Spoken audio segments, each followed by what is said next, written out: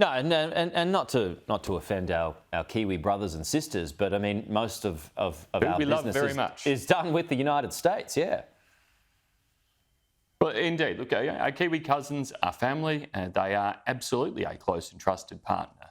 But let's be very clear about the degree of sensitivity that exists in the Australia-United States relationship in terms of sensitive material and information that is exchanged, and that is only intended to escalate in terms of the level of sensitive information and material being exchanged between our countries. And we are embarking through AUKUS on the closest and most trusted of partnerships. And Prime Minister Albanese and the Defence Minister Richard Marles have sought to be clear about that.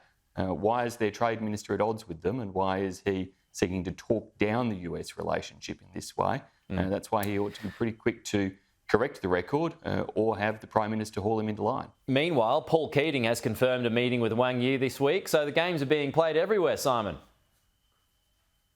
Well, you have a look at what Paul Keating has had to say about Penny Wong and the Albanese government, and he's been highly, highly critical of them and indeed of anything other than a pretty cosy relationship between Australia and China. Now, we welcome Wang Yi's visit to Australia. It's an important visit, and it is welcome that China is no longer imposing the type of ban on dialogue that was so counterproductive between the relationship.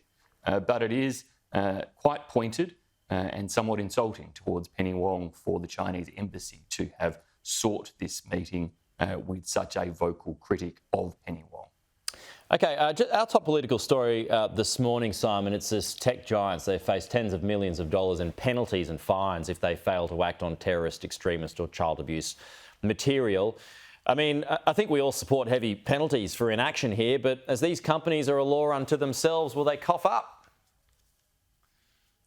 We've got to continue to make sure we apply that pressure and pursue the types of reforms that are necessary. It's why in government we established the E-Safety Commissioner because we recognised this problem many, many years ago and wanted to make sure Australia was at the cutting edge of being able to address it. It's why we put in place a number of different legal frameworks to give the E-Safety Commissioner powers, as well as, of course, pursuing other types of frameworks through the ACCC and elsewhere to ensure that we can try to be at the forefront of regulating tech giants, their role in our society. They do much good in terms of the services that can be provided, but they have great influence and tragically and sadly often let content go through that ought to be restricted and regulated. And so we ought to back and make sure we've got the powers for that to occur. All right, I just got a final one here too. A screaming headline on the AFR this morning too, Simon, about housing. Basically, there's no way that we are going to hit our housing targets of 1.2 million by the end of this decade. Is this the fault of all governments that we are where we're at now with the lack of housing? Well, Pete, firstly, you've got to wonder where on earth the Albanese government plucked its targets from. And we, at the time they announced with great fanfare these targets, expressed doubts that there were the policies in place to back up those targets, and now they're being exposed as failing and falling short of those grand promises made by Anthony Albanese.